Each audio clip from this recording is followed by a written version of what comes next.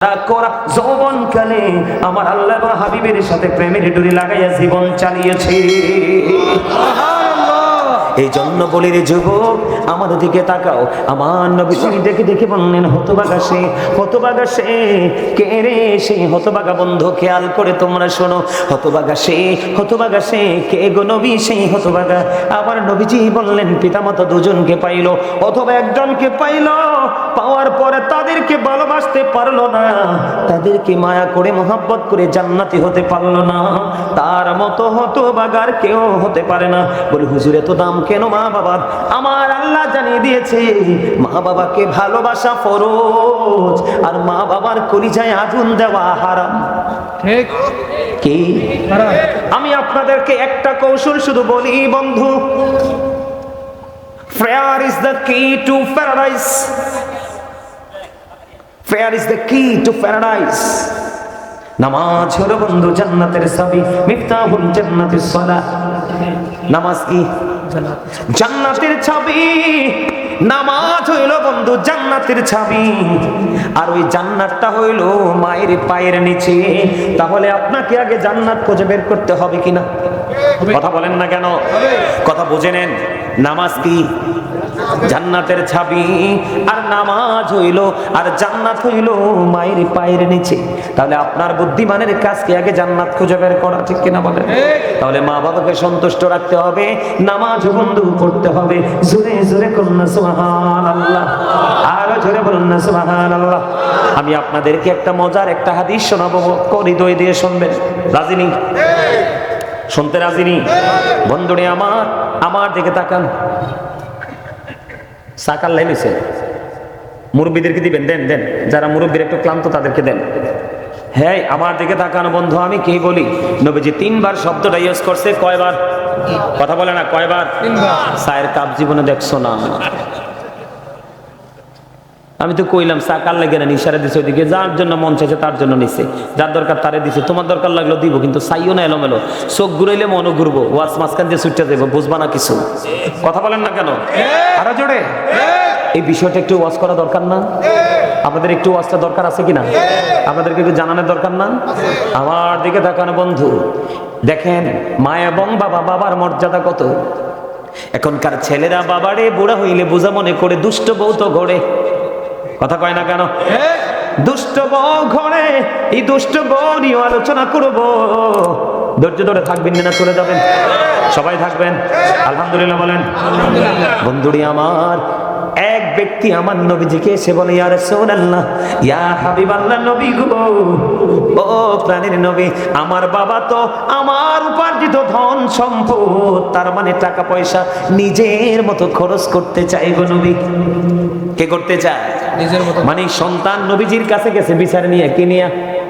নবী গো, আমার বাবা আমার উপার্জিত অর্থ নিজের মতো করে খরচ করতে চায়, ফয়সালা চাই গো নবী। আমার নবীজি আবার ডাক দিয়ে বলে দিলেন, শুধু তোমার উপার্জিত টাকা নয়, তুমি নিজেও তোমার বাবার সম্পদ। শুধু টাকা না, বাবা যেমনি মন চায় এমনি তোমাকেও কাজে লাগাতে পারবে, তুমি না করতে পারবা না। তার কারণ হলো, যেই সন্তানের প্রতি বাবা অবাধ্য, সেই সন্তানের প্রতি আমার আল্লাহ অবাধ্য। তাইলে বাবা মার অবাধ্য সন্তানের উপায় আসেনি। কথা বলেন, উপায় আসেনি? উপায় নাই, উপায় নাই বন্ধু। আমার দিকে তাকান। বাবা মাকে কেমন করে সম্মান করতে হবে বন্ধু। মুসা নবী একদিন আল্লাহ রাব্বুল আলামিনের কাছে দরখাস্ত করলেন, আল্লাহ, আমি তো তোমার হাবিব, তোমার নবী মুসা কালিমুল্লাহ, আমার জানতে বড় মনে চায়, আমার সাথে জান্নাতে বন্ধু হয়ে কে যাবে? আমার নবীজি বললেন, মুসা যখন প্রশ্ন করলেন, আমার আল্লাহ বললেন, যে তোমার সাথে জান্নাতে বন্ধু হয়ে যাবে রে মুসা, তার নাম হলো আলী বিন মুআফিক। কি? আলী বিন মুআফিক। তার নাম কোথায় থাকে? সে বড়কে থাকে। মুসা কালিমুল্লাহ ওই মুসা নবীর সাথে জান্নাতে বন্ধু হয়ে যাবে যেই লোকটা এখনো দুনিয়াতে আছে, দেখতে গেলেন বলুকে। যাওয়ার পরে যাইয়া দেখলেন বন্ধুরে বন্ধু, এই আলী বিন মুআফিক এত বিশ্রী এত কালো রে। মুসা নবী আশ্চর্য হয়ে গেল। আপনাদেরকে একটা কথা বলে রাখি বন্ধু, আমি ইতিহাস পড়ে যা কিছু জেনেছি, কালো মানুষগুলো নবীদের প্রতি অনেক বেশি প্রেমিক ছিল। যেমন হযরতে বেলাল, আফসির বেলাল এত কালো রে, নবীর প্রেমের ইতিহাসে বেলালের নামটা বিরল। জোরে কন্যা সুবহানাল্লাহ। মুসা কালিমুল্লাহর জীবনের ইতিহাসে বন্ধু আলী বিন মুআফিকের নাম পাইলাম, এটা অত্যন্ত কালো এবং বিশ্রী চেহারা। খেয়াল করেন যুবক, তোমাদেরকে মেন করে কথাগুলো বলছি রে যুবক ভাই, বিরক্ত হইও না, আমাকে তোমরা কেউ দুশমন মনে করো না। মনে রাখবা যে তোমার দোষ ধরে দিতে পারে সে হলো তোমার প্রিয় বন্ধু, আর যে তোমার দোষটা দেখার পরে এড়িয়ে চলে সে হলো তোমার গুপ্তচরের মতো বড় শত্রু। আমার কথা কয় না? ঠিক বলছি না? আরো জোরে বলেন। পৃথিবীতে সন্তানের দোষ সবচেয়ে বেশি ধরে পিতামাতা এবং টিচার, এই দুটাই পৃথিবীতে সবচেয়ে বড় একটা মানুষের জীবনে বড় সম্পদ। কথা কয় না? কি বলেন? এদিক তাকান। মুসা কালিমুল্লাহ চিন্তা করতেছে, এমন কালো কুশ্রী চেহারার মানুষটা কেমন করে আমি নবীর সাথে জান্নাতে পাওয়ার সক্ষমতা অর্জন করলো, আমাকে জানতে হবে। এবার বন্ধু চাইয়া দেখলেন ওই আলী বিন মুআফিক একটা গোশত বিক্রেতা, আমরা বাংলা ভাষায় কি বলি? কসাই। বন্ধু মুসা নবী দেখতেছেন তার দৃশ্য, গোশত বিক্রি করতেছে, কিন্তু পশু থেকে উত্তম যে ভালো গোশতটা মায়ের জন্য প্যাকেট করে রেখে দিছে। এবার মুসা নবী পুরো দৃশ্যটা দেখলেন, গোশত বিক্রি করতে করতে শেষ হয়ে গেল। এবার ওই আলী বিন মুআফিক তার বাড়ির দিকে রওনা দিল। এবার মুসা নবী তার সঙ্গে সঙ্গে রওনা দিল। যাইতে বন্ধু বাড়ি চলে গেল। যাওয়ার পরে আলী বিন মুআফিক চাইয়া দেখলো, ও বন্ধু, এই মুসা কালিমুল্লাহ সঙ্গে সঙ্গে গিয়ে দেখলেন ওই আলী বিন মুআফিক কি করলেন, নিজে সারাদিন বাজার করেছে, গোশত বিক্রি করেছে, একটা বাড়ির জন্য বন্ধু টেনশন ফিল করেনি। তিনি এই চিন্তা করলেন না যে আমি তো সারাদিন গোশত বিক্রি করলাম। মুসা নবী প্র্যাকটিক্যালি পরিদর্শন করতেছে, দেখতেছে। মুসা কালিমুল্লাহ দেখলেন এত বৃদ্ধ মা হাঁটতে চলতে পারে না বন্ধু। মাকে খাঁচা থেকে নামালো, পরিষ্কার পরিচ্ছন্ন করে আবার আরামদায়ক জায়গাতে রাখলো। রাখার পরে রুটি বানালেন, গোশত রান্না করলেন, মাকে খাওয়ালেন। তৃপ্তি সহকারে মা যতটুকু গিয়েছে খাইয়ে দিলেন। সব কিছু কমপ্লিট করে ওই বন্ধু আলী বিন মুআফিক ফ্রেশ হইতে গেলেন। যাইতে দেরি রে। এবার মা, বুড়ি মা আল্লাহর দরবারে হাত তুলে বসে আছে। মুসা কালিমুল্লাহ কিন্তু সব দেখতেছে। মুসা কালিমুল্লাহ ডাক দিয়ে বলল, গো বুড়ি মা তুমি বলে দাও তুমি কি দোয়া করতেছো গো বুড়ি মা? এবার মুসা নবীকে বুড়ি মা প্রশ্ন করলেন, আপনি কে গো? কই আমি তো তোমার নবী মুসা কালিমুল্লাহ। ওগো নবী, আমার চেয়ে পাগল ছেলেটা, আমি হাঁটতে চলতে পারি না, কিছুই করতে পারি না। আমার ছেলেটা আমাকে এত বেশি ভালোবাসে গো, আমি যতই তার মায়া দেখি ততই মুগ্ধ হই। আমার নবী তো মুসা, আমি আল্লাহর কাছে দরখাস্ত করে দিয়েছি, আল্লাহ আমার এই ছেলে আমাকে এত বেশি ভালোবাসে গো, তুমি আমার নবী মুসার সাথে বন্ধু বানাইয়া জান্নাতে দিও। এবার মুসা কালিমুল্লাহ একটা সেকেন্ড বন্ধু দেরি করলো না, একটা ডাক দিয়ে বললেন, বুড়ি মা গো, তোমার দোয়া তো আমার আল্লাহ কবুল করে নিয়েছে। আপনি কেমন করে জানলেন? ও গো বুড়িমা, আমি আমার আল্লাহকে প্রশ্ন করেছি, আল্লাহ আমার সাথে কে যাবে গো জান্নাতে বন্ধু হয়ে? আমি আল্লাহ আমাকে খবর দিয়েছে আপনার ছেলে আলী বিন মুআফিক। তাকবীর, আরে রিসালাত, আরে গাউসিয়া, আহলে সুন্নাত ওয়াল জামাত, হযরত মাওলানা কাজী সুলাইমান আল কাদরি সাহেব। জোরে বলতে পারেন না মারহাবাটা? আর জোরে বলেন না মারহাবা, আর জোরে বলেন মারহাবা।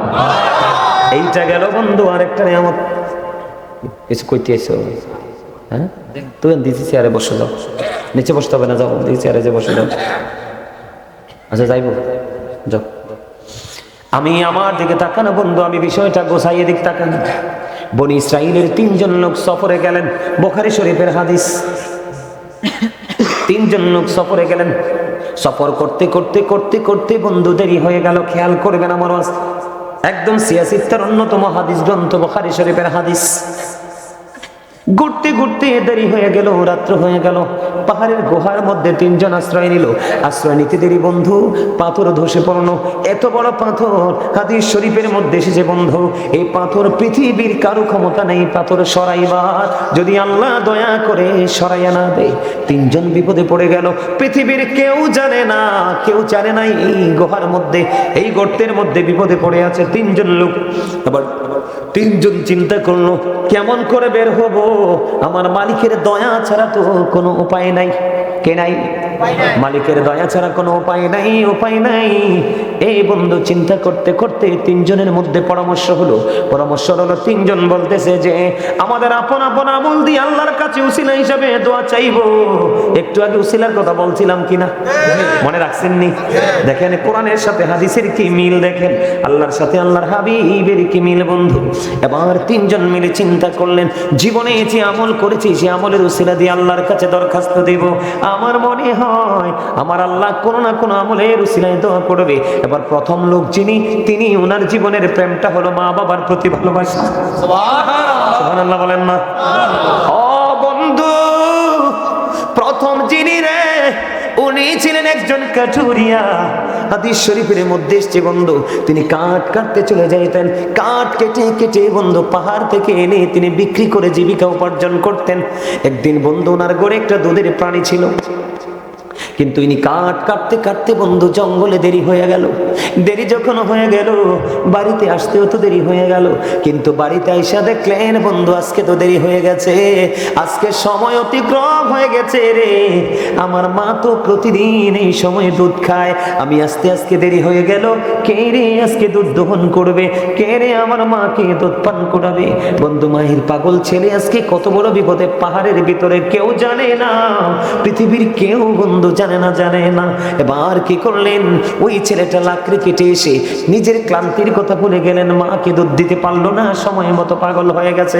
এবার কি করলেন, ওই মায়ের পাগল ছেলে কাঠুরিয়া ও বন্ধু দুধ দহন করলো। যাইয়া দেখে মা এবং বাবা দুইজন ঘুরে ঘুমিয়ে গেছে এবং দুধের পাত্রটা হাতে নিয়ে, বুখারী শরীফের হাদিস কিন্তু সন্দেহ করলে ইমান চলে যাবে। অনেকে বলতে পারে আপনাদেরকে খুশি করার জন্য বলছি, না না না বন্ধু, এই দুধের পাত্র হাতে নিয়ে দাঁড়িয়ে রইল। ওই কাঠুরিয়ার সন্তানেরা বাবার পা জড়িয়ে ধরে দেখে দেখে বলছে, বাবা বাবা গো একটুখানি দুধ দাও না, একটু দুধ পান করবো।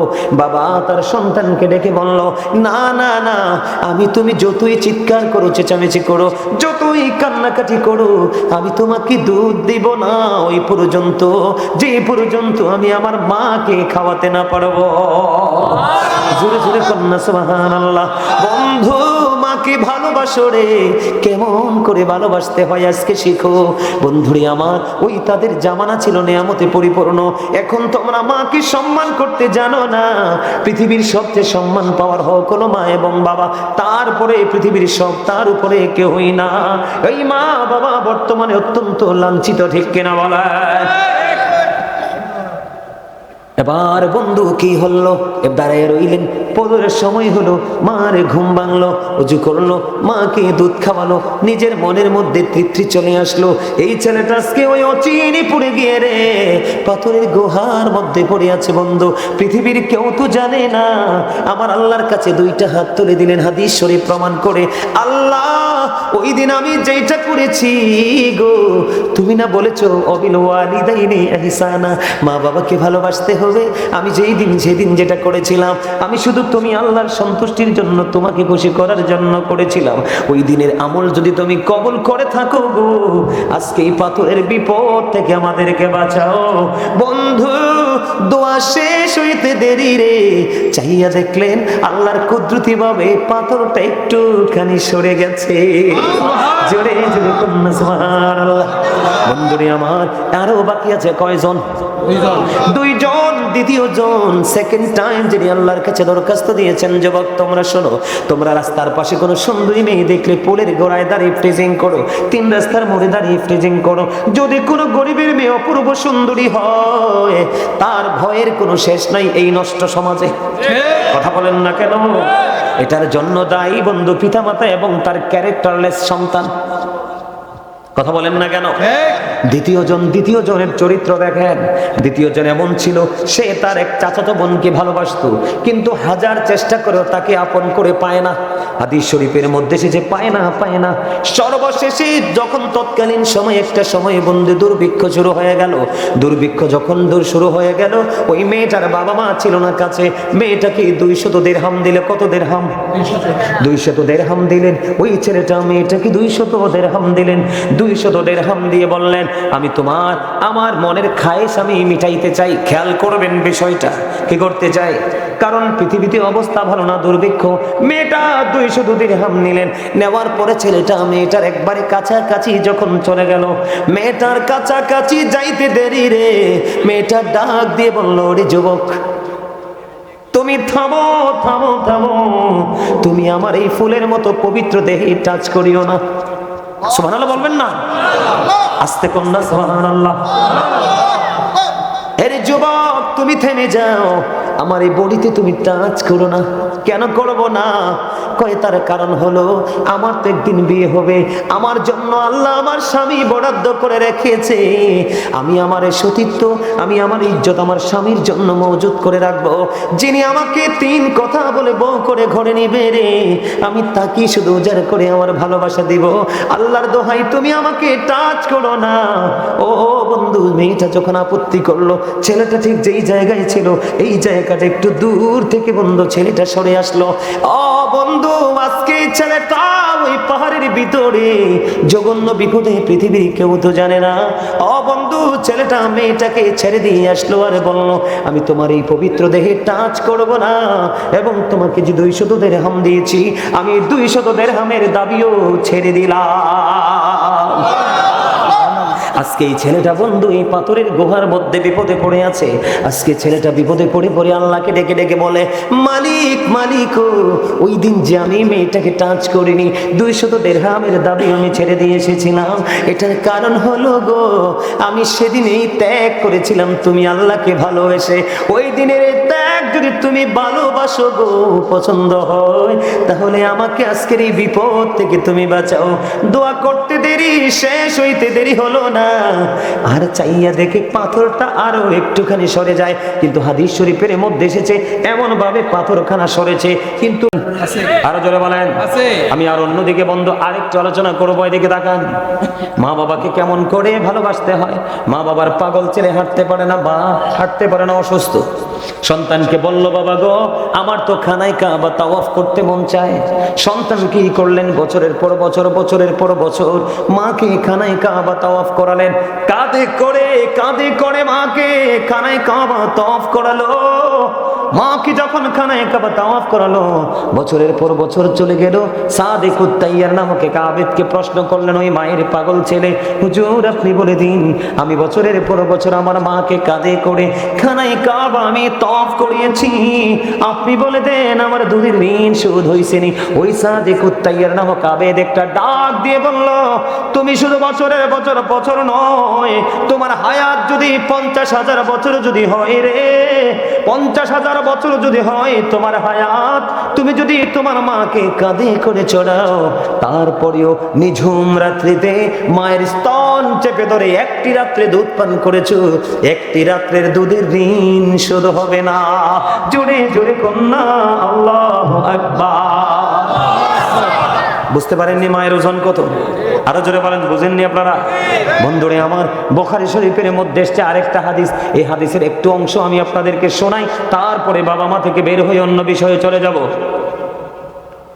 এই কালামানিক, এই দুইজন, এই দুটা কালামানিক বলতে তোমরা চামড়া কালা না, মানে তোমরা পোশাকটা আমার কালা দেখা যায় আর কি, ওটা বলতেছি। তোমরা দুজন এত প্রেমের আলাপ কই থেকে আসে তোদের অন্তরে? ওই আমার একটা ছন্দ মনে পড়ছে, কেমন জানেননি? বলবো নি? হ্যাঁ, আরো জোরে বলেন। অন্ধজনার স্বর্গ মিলে পাইলে চোখের আলো, আমারে দিয়াছে স্বর্গবাসিয়া যে ভালো। কথা বলেন না কেন? আরো জোরে কোন? অন্ধজনার স্বর্গ মিলে পাইলে চোখের আলো, আমারে দিয়াছে স্বর্গবাসী আজে ভালো। তোমারে আমারে আল্লাহ ভালোবেসে স্বর্গ দিয়েছে, কিন্তু তুমি তোমার নিজের চরিত্রের কারণে তুমি নরকে যাবে। ঠিক কথা বলে না কেন? আরো জোরে ঠিক না বেঠিক? হ্যাঁ বলছি এটা হাদিস শরীফ। এই মাথা নিচু করো না, কথাটা শোনো। আমার নবীজি বলছে আমি আমার উম্মতকে মাজায় ধরে ধরে জাহান্নাম থেকে বাঁচাতে চাই, কিন্তু আমার উম্মত আমার হাত ফুসকে জাহান্নামে চলে যায়। তার মানে কি? আমার নবী বলেছে আমি তোমাদেরকে বাঁচার জন্য সব রাস্তা ওপেনিং করে দিয়েছি, শুধু নিজেদের গাঁটটাকে মোটা রেখে চলার কারণে তোমরা জাহান্নামে হচ্ছ। তোমরা তো মনে করতেছো হুজুর ওয়াজ করতেছে, এই ওয়াজগুলো খুঁজে বাইর করতে আমার চুলদাড়ি পাইকা গেছে। কি পাইকে গেছে? বক্তাদেরকে দেখলে তো হালকা জিনিস মনে করো না, কল্পনা করতে পারবা না এগুলো কালেক্ট করার জন্য খুঁজতে খুঁজতে কত সময় ব্যয় করতে হয়েছে। কাস্টের উপর চামড়া দিয়া কে বানাইলো ঢোল, বলো কাস্টের উপর চামড়া দিয়া কে বানাইলো ঢোল, সেই ঢোলের কে শিখাইলো বল আল্লাহ বল আল্লাহ বল। বুঝছেন না কিছু? হ্যাঁ এই মরাজ দেহে জীবন দিছে কে? আল্লাহ। এই জীবন কারো ছিল? আল্লাহ। রাসূলের ছিল? ওমা উল্টা পাল্টা কথা কই কিনলে। আর রাসূল বলতেছে I am from the light of Allah and everything has been created from my light। নবী বলতেছে I am from the light of Allah, আমি আল্লাহর নূর থেকে, and everything has been created from my light, সৃষ্টির প্রত্যেকটা বস্তু আমি নবীর নূর মোবারক থেকে। সুবহানাল্লাহ। তোমার আমার নবী কখন নবী ছিল? তোমরা তো বোঝো না নবীর সম্মান। তোমার আমার নবী কখন নবী ছিল? নবীজি বলেছেন I was a prophet when Adam was mixture of water and mud। আমি ওই সময় নবী যখন আদম ছিল কাদা মাটির মাঝে। তার মানে এখনো আদম হয় নাই, তখনও আমার নবী তোমার নবী ছিল। আমরা সেই নবীর উম্মত। এই জন্য আমি বুকে হাত দিয়ে বলি I am very success। You are very success, 100% success। আপনাদেরকে বললাম যদি মদিনাওয়ালার প্রেমিক হতে পারেন। ঠিক জোরে কোন সুবহানাল্লাহ। আরে জোরে। তোমরা শোনো, আমার এই ওয়াজটা তোমাদেরকে ঘিরেই ভালো করে আলোচনাটা করা, না হয় আমি ছোট্ট 10 মিনিটের ভিতরে শেষ করে ফেলতে পারতাম। শোনো, মা বাবার দামটা কত তখন তোমরা বুঝবে। এটাও বুখারী শরীফের হাদিসের একটা অংশ। এদিক টাকা। আমাদের মধ্যে অনেক বুজুর্গ লোক আছে না, লোকালয় থেকে একটু দূরে গিয়ে ইবাদত করতে পছন্দ করে, আছে না? যুবক আমার দিকে তাকাও। জুরিজ নামে একজন আল্লাহওয়ালা যুবক ছিল, আল্লাহর ওলি। সে মানুষের মাঝে আমল করতে পছন্দ করতো না। মানুষ থেকে অনেক দূরে, লোকালয় থেকে অনেক দূরে গিয়ে একটা মাটি দিয়া হুজরা বানালো। হুজরা বানাইয়া এই হুজরার মধ্যে সে আমল করতেছে। কি করতেছে? আমল করতেছে। আমল করতে করতে এই আপনারা কয়েকজন মুরব্বী জানছে? আপনারা কয়েকজন মুরব্বী ওঠেন তো, যান ওদিকে যান। এই যে যুবক ভাইরা, তোমরা কি আলোচনা শুনবা? আমার যারা কর্নারে যারা আসো, কর্নার ম্যান তোমরা শুনবা? কর্নারে যারা আসো, শুনলে এদিকে আসো। এই যে এদিকে জায়গা আছে আমার কাছে, এদিকে এদিক না, ওইদিক ফিল আপ হয়ে গেছে। এদিকে আসো, যদি জায়গা থাকে বসো, আর না থাকলে এদিকে আসো, আমার কাছে চলে আসো, আমি খুশি হব তোমাদেরকে। এদিকে আসো, সবাই আসো, সবাই আসো। আমার ওয়াজটা আজকে পিতামাতা নিয়ে ওয়াজটা শুধু তোমাদের জন্য করতেছি। আমার আজকে খেয়াল ছিল স্বামী স্ত্রী এবং পর্দা নিয়ে ওয়াজ করব। কারণ এখনকার যুগে স্বামী স্ত্রী ভালো না, ওয়াজ করব, তবে এটা একটু করতেছি, ওইগুলো একটু একটু করে করবো। এদিকে আসো, এই যে ভাই তোমরা এদিকে আসো, এদিকে আসো, এদিকে জায়গা আছে, এদিকে চলে আসো।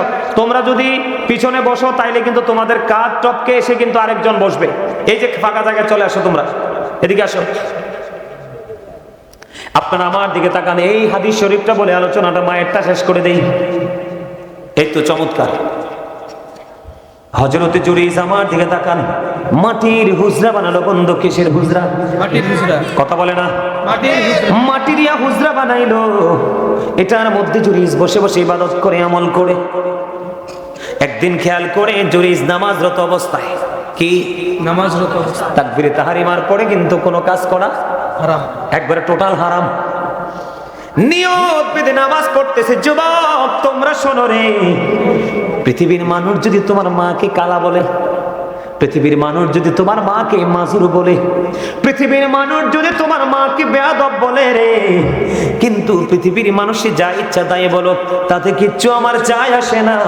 আমার কাছে সবচেয়ে বড় পরিচয় হলো ইউর মাদার। তিনি হলেন তোমার মা, না আমার মামাই মাদার। ঠিক কিনা বলে? সবচেয়ে বড় পরিচয় আমার মা।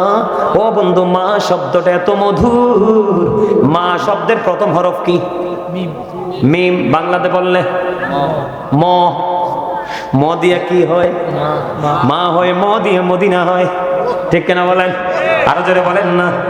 ম দিয়া মধু হয়। ও বন্ধু, ময়ের রহস্য খুঁজে বের করো। ময়ের মধ্যে আছে শুধু প্রেম। জোরে জোরে কন্যা সুবহানাল্লাহ। বন্ধুরি আমার, এবার আমার দিকে তাকান। মাহফিল লিখতে প্রথম লাগে কি? কথা কয় না? মাহফিল নিয়ামত না কিয়ামত? মসজিদ লিখতে প্রথম কি লাগে?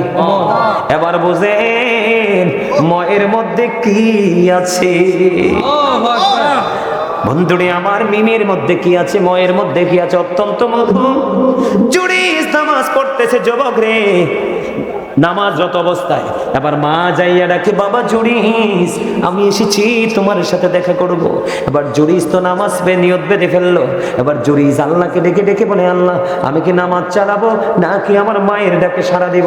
এবার জুরিস কি করলেন? চিন্তা করলেন, না না না, মায়ের সাথে পড়েই দেখা করব, নামাজটাকে শেষ করিনি। আবার নামাজটা শেষ করলো। নামাজ শেষ করে বাইরে এসে দেখে বাইরে মা নাই, চলে গেছে। আজকে একদিন চলে গেল, দ্বিতীয় দিন বন্ধু আবার মা আসছে ছেলের সাথে দেখা করবে। আজকে আসছে, আজকেও আইসা জুরিস নামাজরত অবস্থায়। জুরিস নামাজ পড়তেছে। মা বাহির থেকে ডাকে, বাবা বাবা গো, আমি এসেছি দেখা করব, দেখা দাও। জুরিস মনে মনে ওই কালকের মতো আজকেও পড়তেছে যে নামাজটাকে শেষ করি, মায়ের সাথে দেখা করব।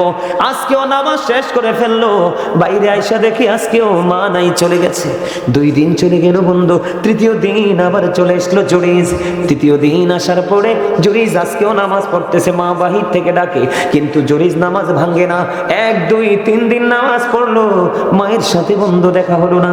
তৃতীয় দিন যখন মায়ের সাথে দেখা হলো না, তৃতীয় দিন মা যাওয়ার সময় বলে, আল্লাহ আল্লাহ গো, এক এক করে 3 দিন হলো মায়ের সাথে দেখা করতে আসলাম গো আল্লাহ।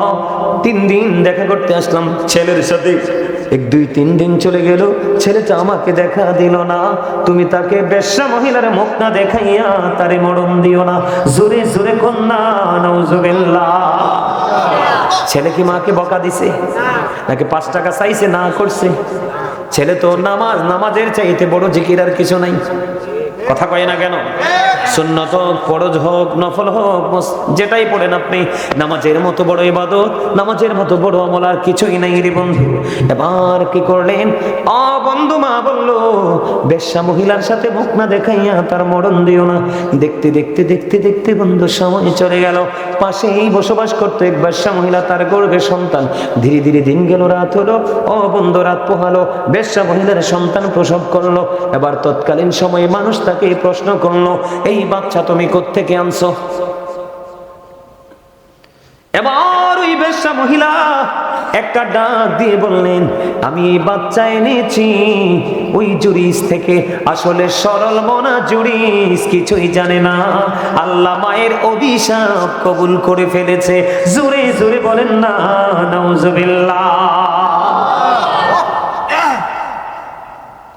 এবার বন্ধু দেখবেন, চোর চুরি করলে দোষ হয় না, ডাকাত ডাকাতি করলে দোষ হয় না, কিন্তু ইমাম সাহেব যদি একটু দোষ করে, ইমাম সাহেবের রেহাই হয় না। ঠিক না বেঠি? আমাদের দেশের মানুষের চরিত্রটা এমন হয়ে গেছে। ঠিক তৎকালীন সময়ে বন্ধু ওই জুরিজের খবর যখন শুনলো, দৌড়ে মানুষগুলো আসতে লাগলো। জুরিজের হুজরাটা ভেঙে ফেললো, মাটির দেওয়া বা হুজরা ভেঙে ফেললো, টেনে হেসড়ে তাকে প্রহার করতে করতে বন্ধু এখান থেকে বের করে নিয়ে গেল। জুরিজ ডেকে ডেকে বলছে, আমার দোষটা কি রে? আমার দোষটা কি? কেন রে আমাকে তুমি মারছো? কেন আমাকে প্রহার করছো রে? কি অপরাধ করেছে? কই, তুমি ওই বেশ্যা মহিলার পেটে সন্তান দিয়েছ, অবৈধ সন্তান। জোরে জোরে কন্যা নাউজুবিল্লাহ। এবার দেখেন মায়ের অভিশাপ কেমন করে কাজে লাগছে। পরেরটা হলো জুরিজের কারামত। পরেরটা কি? জুরিজের কারামত। এবার জুরিজ বলল,